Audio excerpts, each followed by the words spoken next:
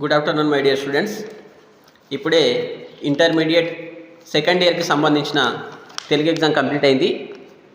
నేను నిన్న వీడియోలో ఏ క్వశ్చన్స్ ఆన్సర్స్ అయితే ఎక్స్ప్లెయిన్ చేశానో యాజ్ ఇట్ ఈజ్గా ఎగ్జామ్లో అదే క్వశ్చన్ పేపర్ రావడం జరిగింది.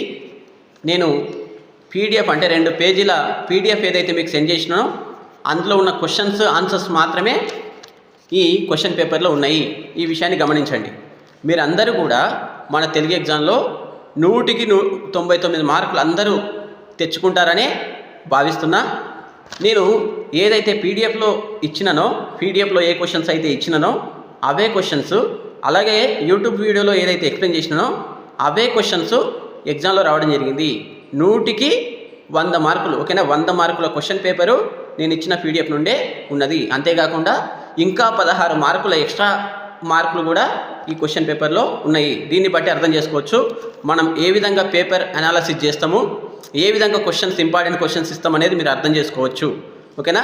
మీరందరూ కూడా ఇప్పుడు రాసిన ఈ తెలుగు ఎగ్జామ్లో 100కి 99 మార్కులు సాధిస్తారని నేను ఆశిస్తున్నా. ఎందుకంటే మీరందరూ మంచి మార్కులు సాధించడమే నా లక్ష్యం. మీరు ఎంత ఎక్కువ మంది మంచి మార్కులు తెచ్చుకుంటే నేను అంత సంతోషంగా ఫీల్ అవుతా, ఓకేనా?